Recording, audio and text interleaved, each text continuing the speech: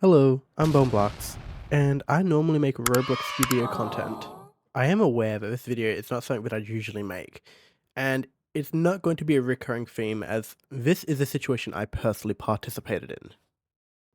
This video, I'll be accounting the events of Jandel's Game Jam, how it went wrong, and how he potentially wasted over 3,000 developers' time with 10 million Robux. Before we continue, if you somehow don't know who Jandel is, he is the creator of Grow a Garden, one of the largest Roblox games of a platform ever, reaching 21 million active users. A game jam is an event competition hosted by an individual with the intent on challenging developers, giving them a theme and a time frame. It is worth noting going forward with this video that the game jam theme is not revealed until the game jam starts. On July 10th, 2:20 PM, Jandel, creator of Grow a Garden, had made a server for a game jam event. A game jam, as I explained before, is an event or challenge where a group of or individual developers are given a theme and a time frame as a challenge to make a game adhering to those restraints in return for a prize. In this case, the prize was 10 million Robux for the winning team. In Jandel's July 10th announcement, he stated that when the game jam theme is announced, you will have 72 hours to create something. For more direct wording, when the theme is dropped, while this message does say, more info coming soon, we assume the info will be how to submit our games, which isn't entirely implausible. On July 11th, 4:13 AM, Jandel made a next post, announcing the theme of the game jam, and who would be judging. Among those judges were Laserbeam, Creekcraft, Carl Jacobs, Temperist, Cracky4, and Onit. There is no mistake that on July 11th, the Game Jam theme was announced as a retro slop. On July 12th, 12:15 AM, one of my team members sent me the post of Jandel announcing the theme. We thought we were super late to the announcement. After double checking replies, we saw other people had posted their submissions too, so we instantly got to work. July 13th. My team created a game we were beyond satisfied with. It had no bugs, and it was very polished. It had a very creative idea, and we were super happy with the outcome and the production quality. We even finished with a few hours to spare, so we made a trailer for the game too. He thought it was nostalgia.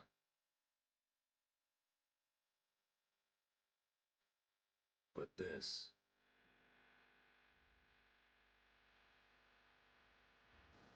was a reconstruction.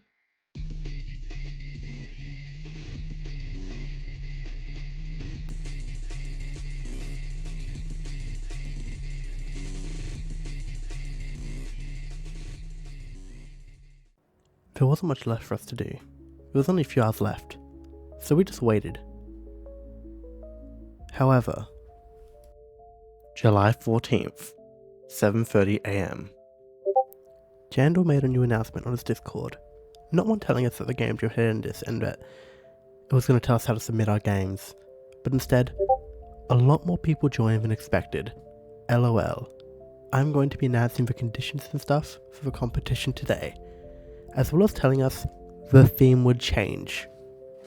Essentially just telling us that the game jam was being restarted, or as he tried to cover it up, starting today. This bugs us because multiple people had also made games and posted it in his Twitter replies, and he didn't tell anybody that hadn't actually started. Instead, continue wasting their time. At first, we cut our losses. But then, August 2nd, 5:25 AM, Jandel made a new announcement, except this one was about the beginning of the game jam, when it would start and what the rules were. All simple stuff. Until we realized the entire thing was AI generated. Not a single bit of it was human made. He had even left parts in, directly copy pasted from the AI messages, such as this one here, where it didn't even remove the placeholder.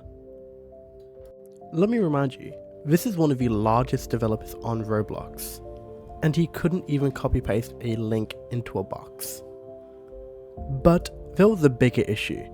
Remember how I said game jams were timed? So was this one, and the time frame was 72 hours. However, do you see the issue? It starts 1st of August at 3 PM, also ends 3rd of August at 3 PM. And I don't know if you know this, but that's 48 hours compared to the 72 hours promised. Between now and the game jam starting, we tried to reach out to anybody to ask about how we go about using our game, but instead we're told nothing. We're given no answers. 0 questions were answered. There was no Q&A, no frequently asked questions, nothing. There was no clarity. We even reached out to the singular community manager in his entire server. And instead of answering our questions, he simply ignored it. Even in public chats, fully ignored it, like we weren't even there. I'm not entirely sure what his community manager was really managing, but he didn't do a single thing. With the lack of proper management and moderation, the chat became a cesspool for toxicity and general rudeness. On top of that, a lot of people were worried because Jandel announced the new theme, except it was not changed. He reused the exact same theme, Retro Slop, which instantly tore apart the community between 2 roles. People who thought that A. Users who think that those that made a game on July 10th have an unfair advantage. Or option B. Users like me, who made a game with the same hard work and time frame as the other contestants. Both sides being completely right. There's no way to check if someone cheated or not. But clearly frustrated, we fought for our game. August 3rd, 2:11 PM. Jandel reposted a submission on his public Twitter, a Roblox employee that goes by the name Peter McNeil, also known as Mr. Chicken Rocket. His game itself is not bad in production, however it does not meet specific criteria for the game jam, such as, firstly, the theme was Retro Slop, and in terms of Roblox, Retro Slop is where you would use studs or anything to replicate the old retro nostalgic look of Roblox, with a more modern twist in its gameplay. This here does not use any of that. Also to mention, this game seems more like a feature test than anything, testing how well so many things move together well. This isn't the first time that this person has made an experimental test for lots of small things moving at once. Not to say that he's reused the system or that he's done anything malicious, but I find it a little odd that his one singular post has been reposted by the owner of the game jam. August 4th, 6:45 AM. Jandel made a new announcement, talking about how the game jam is about to end. At this point, we assumed we'd just submit our game, because we didn't have the time or developers now to remake a whole game. At this point in time, he also said that judges will have 3 days to pick a winner from the end of the game jam, which is directly quoted from this message. However, the game jam ended by the time of recording over half a month ago. Some people even reached out to some of the judges, and upon sending donations to ask questions, some have even been told that they've not been sent a list for games to play at all. So not only has a winner not been decided over 16 days, but they haven't even been played. Some people in the game jam had a webhook in their game, which showed them who joined and left their game. And some people even said that nobody has played their game from the judge panel. Just Jandel himself, possibly going through initial submissions to see which ones are worthy of being finalists. Theories. Theory 1. It is possible that Jandel purposefully inconvenienced everybody as a test to buy out a game or project for his future. To support this claim, I'd been sent a message by Tyrage77 less than a month before the game jam started. Tyrage is the lead engineer of Splitting Point, the main studio owned by Jandel. So I asked myself, Why would the lead engineer of Jandel's game studio reach out to me and potentially any other developers a month before the game jam started and this theory was made? To further explain why I feel this is the case, he inconvenienced all the developers to see how we worked under stress, how we took initiative, and how well we worked under an unclear deadline. Theory 2.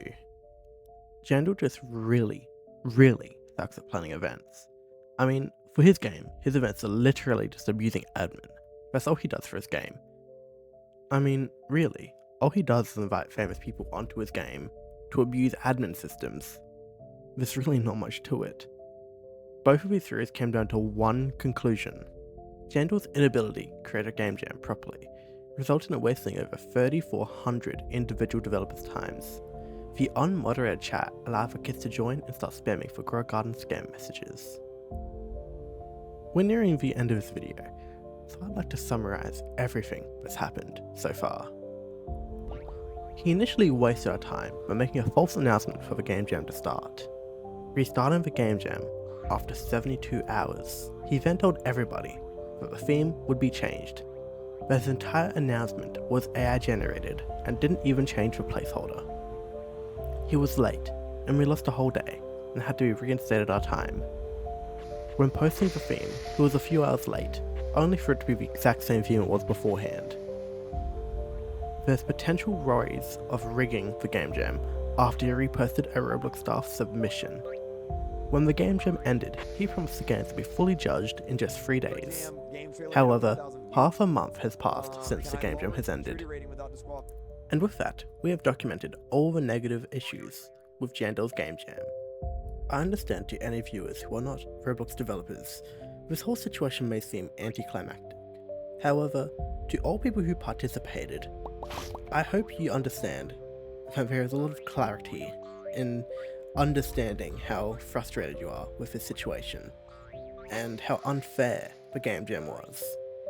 And with that, I'd like to post a compilation of every single game that was posted. All the games that are about to be shown were sourced by the Riley Bytes Twitter thread, going over all the submissions posted through the games.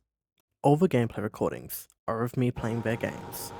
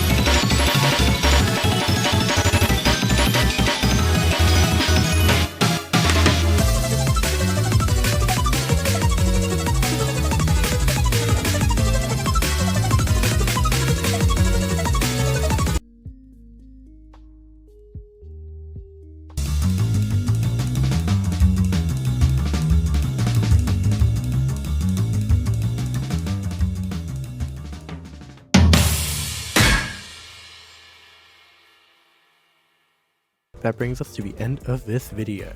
If you liked this video, please subscribe and check out my other content.